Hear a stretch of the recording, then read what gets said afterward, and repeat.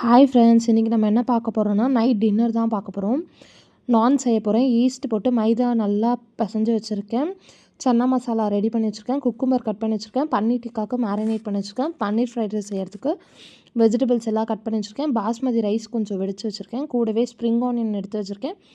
இஞ்சி பூண்டு எடுத்து வச்சுருக்கேன். இப்போ எப்படி செய்கிறதுன்னு பார்க்கலாம் வாங்க. ஒரு கடாயை நல்லா ஹீட் பண்ணிவிட்டு 2 ஸ்பூன் எண்ணெய் ஊற்றிட்டு கட் பண்ண வெஜிடபிள்ஸ் எல்லாமே போட்டுட்டு கோஸ் தவிர எல்லா வெஜிடபிள்ஸும் போட்டு வதக்கிட்டு பன்னீர் போட்டு ஒரு 2 மினிட்ஸ்க்கு நல்லா ஃப்ரை பண்ணிவிட்டு நெக்ஸ்ட்டு வந்து கோஸ் போட போகிறோம். இந்த டைமில் கோஸ் போட்டு ஒரு நல்லா 2 மினிட்ஸ்க்கு நல்லா ஃப்ரை பண்ண போகிறோம் ஆயிலே எல்லா வெஜிடபிள்ஸும் வதங்கிடும்.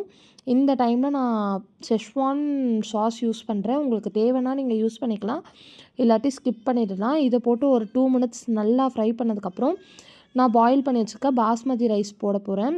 ரைஸ் போட்டு நல்லா மிக்ஸ் பண்ணிக்கோங்க. கூடவே சோயா சாஸ் ஊற்றிக்கோங்க. இந்த டைமில் white pepper or black pepper எது வேணுமோ உங்கள் விருப்பம், எது தேவையோ யூஸ் பண்ணிக்கோங்க. நான் இன்றைக்கி வந்து ஒயிட் பெப்பர் தான் யூஸ் பண்ணியிருக்கேன்.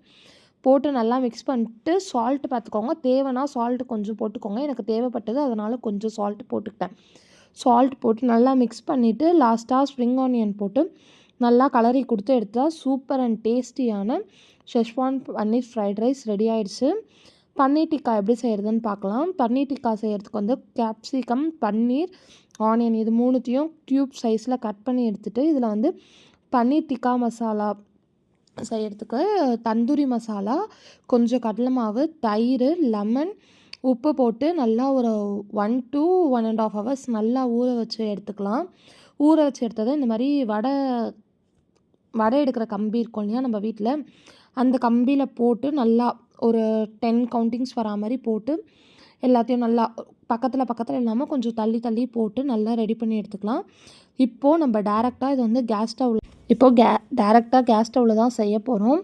எப்படி செய்கிறதுன்னு பாருங்கள். இதேமாதிரி நீங்களும் வீட்டில் செய்யுங்க. கேஸ் பற்ற வச்சு இந்த மாதிரி 4 பக்கமும் நல்லா ஒரு 2 மினிட்ஸ்க்கு இந்த மாதிரி ரெடி பண்ணி எடுத்து வச்சுக்கோங்க. அவ்வளோதான், இன்றைக்கி நம்ம வீட்டு டின்னர் ரெடி ஆகிடுச்சு. தேங்க்ஸ் ஃபார் வாட்சிங்.